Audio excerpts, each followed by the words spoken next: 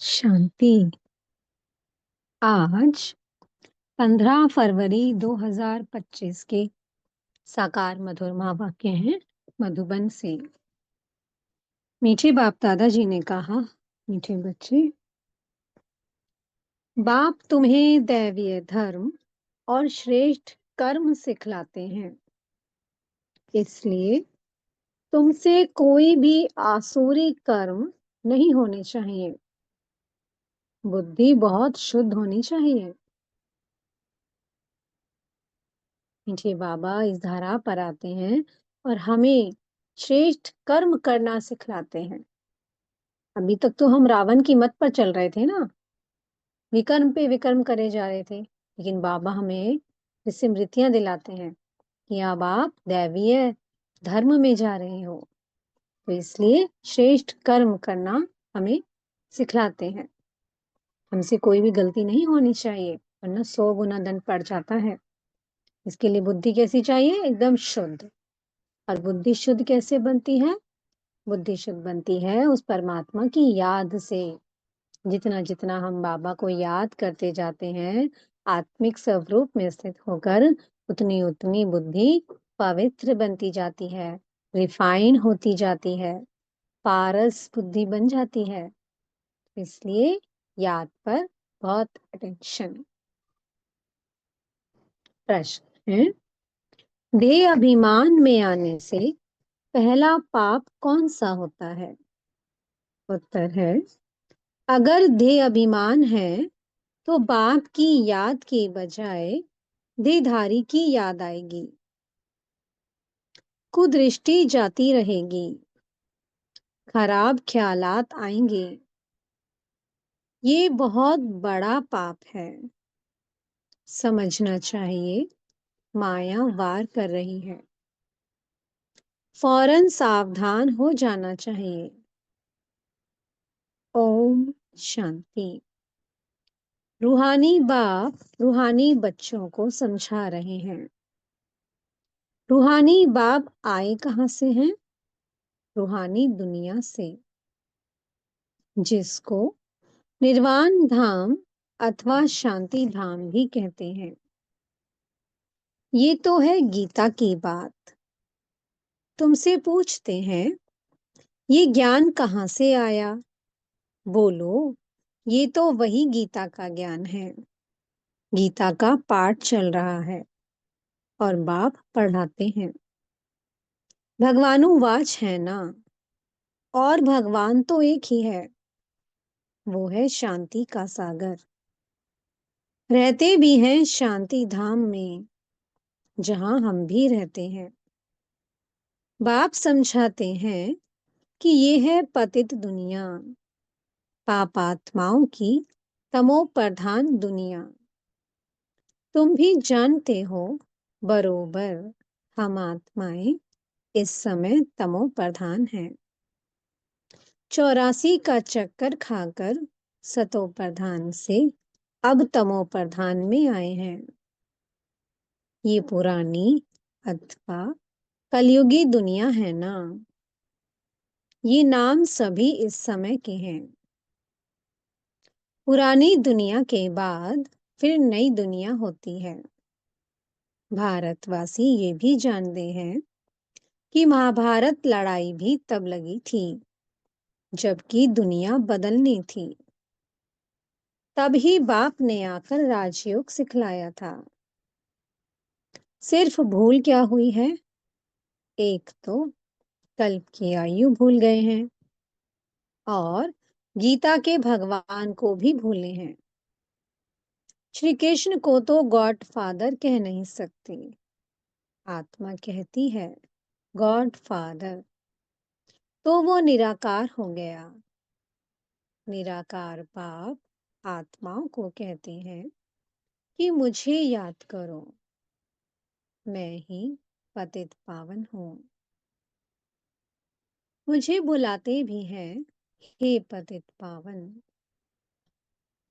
श्री कृष्ण तो देहधारी है ना, मुझे तो कोई शरीर है नहीं, मैं निराकार हूँ। मनुष्यों का बाप नहीं, आत्माओं का बाप हूँ। ये तो पक्का कर लेना चाहिए। घड़ी-घड़ी हम आत्माएं इस बाप से वर्षा लेती हैं। अभी 84 जन्म पूरे हुए हैं। बाप आया है। बाबा बाबा ही करते रहना है। बाबा को बहुत याद करना है। सारा कल्प जिस्मानी बाप को याद किया। अभी बाप आए हैं और मनुष्य सृष्टि से सब आत्माओं को वापस ले जाते हैं, क्योंकि रावण राज्य में मनुष्यों की दुर्गति हो गई है। इसलिए अब बाप को याद करना है। ये भी मनुष्य कोई समझते नहीं कि अभी रावण राज्य है। रावण का अर्थ ही नहीं समझते। बस एक रस्म हो गई है दशहरा मनाने की। तुम कोई अर्थ थोड़ी समझते थे। अभी समझ मिली है औरों को समझ देने के लिए। तो बाबा हमें ज्ञान से, इस पढ़ाई से समझदार बनाते हैं ना, फिर हम औरों को समझ देते हैं। ये सर्विस करते हैं। अगर औरों को नहीं समझा सकते हो तो गोया खुद नहीं समझे हो। बाप में सृष्टि चक्र का ज्ञान है। हम उनके बच्चे हैं, तो बच्चों में भी ये नॉलेज रहनी चाहिए। तुम्हारी ये है गीता पाठशाला।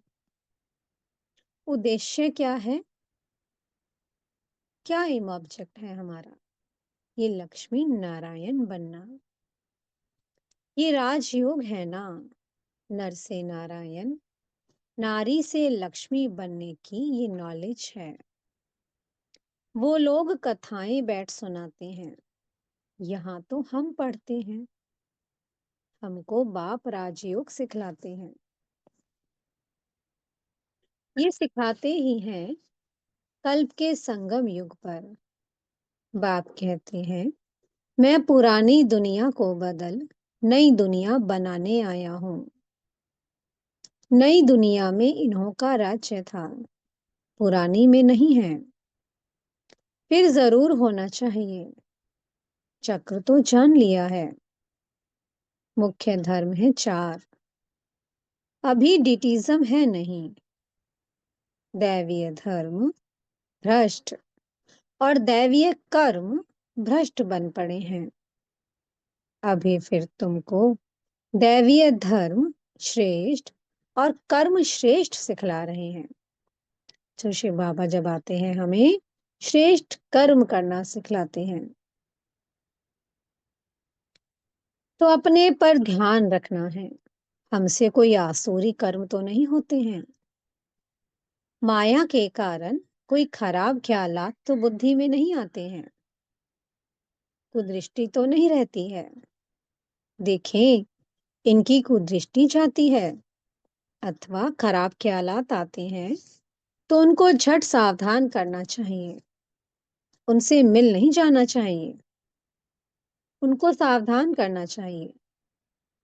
तुम्हारे में माया की प्रवेशता के कारण ये खराब ख्यालात आते हैं। योग में बैठ बाप की याद के बदले कोई की देह तरफ ख्याल जाता है तो समझना चाहिए ये माया का वार हो रहा है। मैं पाप कर रहा हूं। इसमें तो बुद्धि बड़ी शुद्ध होनी चाहिए। हंसी मजाक से भी बहुत नुकसान होता है। इसलिए तुम्हारे मुख से सदैव शुद्ध वचन निकलने चाहिए। कुवचन नहीं, हंसी मजाक आदि भी नहीं। ऐसे नहीं कि हमने तो हंसी की, वो भी नुकसानकारक हो जाती है।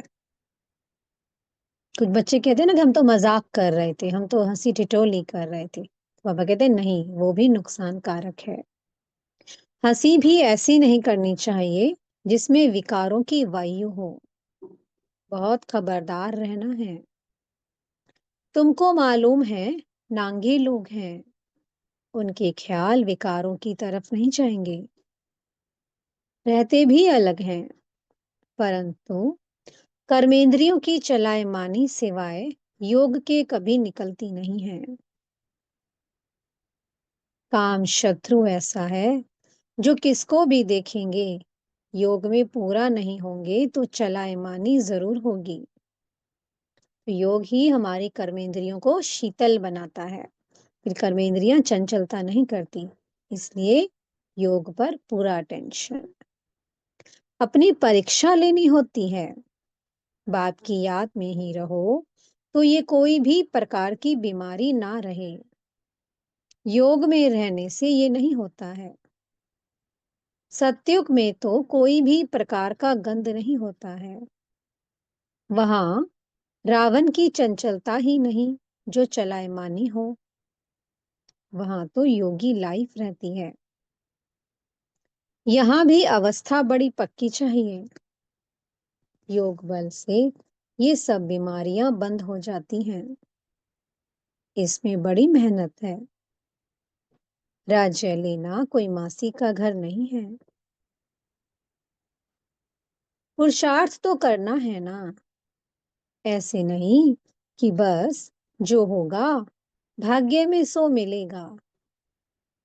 धारणा ही नहीं करते, गोया पाई पैसे के पद पाने लायक हैं। सब्जेक्ट्स तो बहुत होती है ना, कोई ड्राइंग में, कोई खेल में मार्क्स ले लेते हैं, वो है कॉमन सब्जेक्ट्स। वैसे ही यहाँ भी सब्जेक्ट्स हैं। कुछ ना कुछ मिलेगा, बाकी बादशाही नहीं मिल सकेगी। वह तो सर्विस करेंगे तब बादशाही मिलेगी। उसके लिए बहुत मेहनत चाहिए। बहुतों की बुद्धि में बैठता ही नहीं है, जैसे कि खाना हजम ही नहीं होता। उच्च पद पाने की हिम्मत नहीं, इसको भी बीमारी कहेंगे ना। तुम कोई भी बात देखते ना देखो, कुछ दिखाई भी दे रहा है तो देखते हुए भी नहीं देखो। रूहानी बाप की याद में रहे औरों को रास्ता बताना है, अंधों की लाठी बनना है। तुम तो रास्ता जानते हो, रचयिता और रचना का ज्ञान, मुक्ति और जीवन मुक्ति तुम्हारी बुद्धि में फिरते रहते हैं। जो महारथी हैं, बच्चों की अवस्था में भी रात दिन का फर्क रहता है। कहाँ बहुत धनवान बन जाते और कहाँ बिल्कुल गरीब। राजाई पद में तो फर्क है ना। तो दैवीय धर्म जो स्थापन हो रहा है वो राजाई स्थापन हो रही है। वहां पर महाराजा महारानी भी हैं, साहूकार भी हैं, प्रजा भी है और बिल्कुल गरीब भी है। प्रजा की भी प्रजा हुई वो। तो बाबा कहते हैं राजाई पद में तो फर्क है ना, बाकी हाँ, वहां रावण न होने के कारण दुख नहीं होता है। बाकी संपत्ति में तो फर्क है, संपत्ति से सुख होता है। सतयुग में कोई दुख नहीं है, लेकिन सुख में, सुख सबका एक समान है, लेकिन संपत्ति में फर्क है। और बाबा ने कहा फिर संपत्ति से ही सुख होता है। जितना योग में रहेंगे उतनी हेल्थ बड़ी अच्छी होगी। मेहनत करनी है। बहुतों की तो चलन ऐसी रहती है जैसे अज्ञानी मनुष्यों की होती है। वह किसका कल्याण कर नहीं सकेंगे। जब इम्तिहान होता है तो मालूम पड़ जाता है कि कौन कितने मार्क्स से पास होंगे। फिर उस समय हाय हाय करनी पड़ेगी। बाप दादा दोनों ही कितना समझाते रहते हैं। बाप आए ही हैं कल्याण करने, अपना भी कल्याण करना है तो दूसरों का भी करना है। बाप को बुलाया भी है कि आकर हम पतितों को पावन होने का रास्ता बताओ। तो बाप श्रीमत देते हैं, तुम अपने को आत्मा समझ देह अभिमान छोड़ मुझे याद कर। कितनी सहज दवाई है। बोलो, हम सिर्फ एक भगवान बाप को मानते हैं। वो कहते हैं, मुझे बुलाते हो कि आकर पतितों को पावन बनाओ, तो मुझे आना पड़ता है। ब्रह्मा से तुमको कुछ भी मिलना नहीं है। वह तो दादा है, बाबा भी नहीं। बाबा से तो वर्षा मिलता है, अब ब्रह्मा से थोड़ी वर्षा मिलता है। निराकार बाप इन द्वारा एडॉप्ट कर हम आत्माओं को पढ़ाते हैं, इनको भी पढ़ाते हैं। ब्रह्मा से तो कुछ भी मिलने का नहीं है, वर्षा बाप से ही मिलता है। इन द्वारा, ब्रह्मा के द्वारा वर्षा मिलता है शिव बाबा से। तो ब्रह्मा बाबा हुए हमारे दादा। देने वाला एक है, उनकी ही महिमा है। वही सर्व का सद्गति दाता है। ये तो पूज्य से फिर पुजारी बनते हैं। सतयुग में थे, फिर 84 जन्म भोग, अब पतित बने हैं। फिर पूज्य पावन बन रहे हैं। हम बाप द्वारा सुनते हैं, कोई मनुष्य से नहीं सुनते। मनुष्यों का है ही भक्ति मार्ग, ये है रूहानी ज्ञान मार्ग। ज्ञान सिर्फ एक ज्ञान सागर के पास ही है, बाकी ये शास्त्र आदि सब भक्ति के हैं। शास्त्र आदि पढ़ना ये सब है भक्ति मार्ग। ज्ञान सागर तो एक ही बाप है। हम ज्ञान नदियां ज्ञान सागर से निकली हैं, बाकी वो है पानी का सागर और नदियां। बच्चों को ये सब बातें ध्यान में रहनी चाहिए। अंतर्मुख हो बुद्धि चलानी चाहिए। अपने आप को सुधारने के लिए अंतर्मुख हो, अपनी जांच करो। अगर मुख से कोई कुवचन निकले या कुदृष्टि जाए, तो अपने को फटकारना चाहिए। हमारे मुख से कुवचन क्यों निकले, हमारी कुदृष्टि क्यों गई, अपने को चमाट भी मारनी चाहिए। घड़ी घड़ी सावधान करना चाहिए, तभी उच्च पद पा सकेंगे। मुख से कटु वचन ना निकले। बाप को तो सब प्रकार की शिक्षाएं देनी होती हैं। किसको पागल कहना ये भी कुवचन है। मनुष्य तो जिसके लिए भी जो आता है वो कहते रहते हैं। अब जानते कुछ भी नहीं कि हम किसकी महिमा गाते हैं। महिमा तो करनी चाहिए एक ही पतित पावन बाप की, और तो कोई है ही नहीं। ब्रह्मा, विष्णु, शंकर को भी पतित पावन नहीं कहा जाता है। ये तो किसको पावन नहीं बनाते हैं। पतित से पावन बनाने वाला एक ही बाप है। पावन सृष्टि है ही नई दुनिया, वो तो अभी है ही नहीं। प्योरिटी है ही स्वर्ग में, पवित्रता का सागर भी है, ये तो है ही रावण राज्य। बच्चों को अभी आत्म अभिमानी बनने की बहुत मेहनत करनी चाहिए। मुख से कोई भी पत्थर व कुवचन नहीं निकलना चाहिए। बहुत प्यार से चलना है। कुदृष्टि भी बड़ा नुकसान कर देती है। बड़ी मेहनत चाहिए। आत्म अभिमान है अविनाशी अभिमान। देह तो विनाशी है, आत्मा को कोई भी नहीं जानते हैं। आत्मा का भी बाप तो जरूर कोई होगा ना।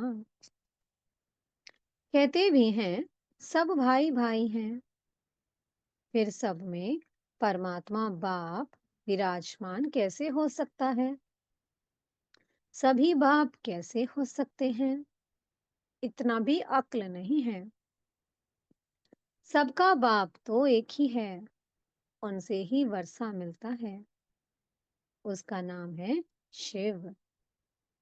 शिवरात्रि भी मनाते हैं। रुद्र रात्रि व श्री कृष्ण रात्रि नहीं कहते। क्या कहते हैं?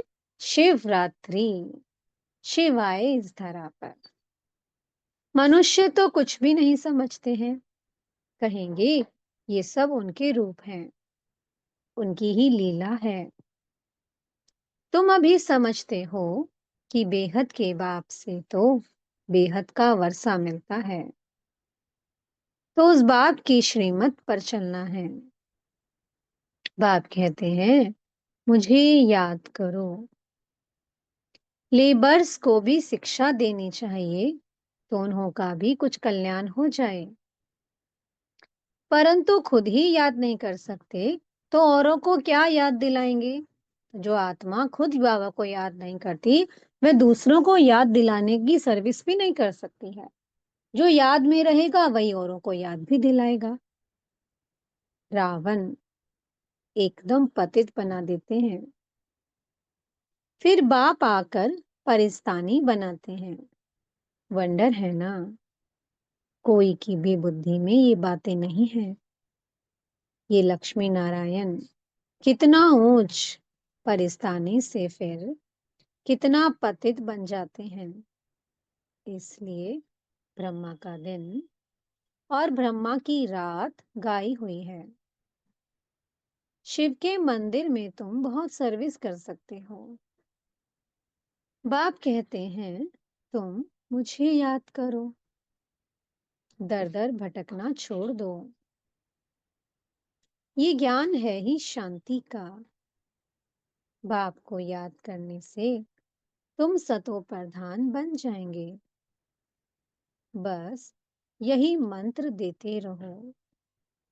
कोई से भी पैसा नहीं लेना चाहिए जब तक पक्का ना हो जाए। बोलो, प्रतिज्ञा करो कि हम पवित्र रहेंगे, तब हम तुम्हारे हाथ का खा सकते हैं, कुछ भी ले सकते हैं। भारत में मंदिर तो बहुत ढेर हैं। फॉरेनर्स आदि जो भी आए, उनको ये संदेश तुम दे सकते हो कि बाप को याद करो। अच्छा, मीठे मीठे सिक्की लधे बच्चों प्रति माता पिता बाप दादा का याद प्यार और गुड मॉर्निंग। रूहानी बाप की रूहानी बच्चों को नमस्ते। हम रूहानी बच्चों की मीठे रूहानी बाप दादा जी को बहुत बहुत याद प्यार, गुड मॉर्निंग और नमस्ते। धारणा के लिए मुख्य सार है।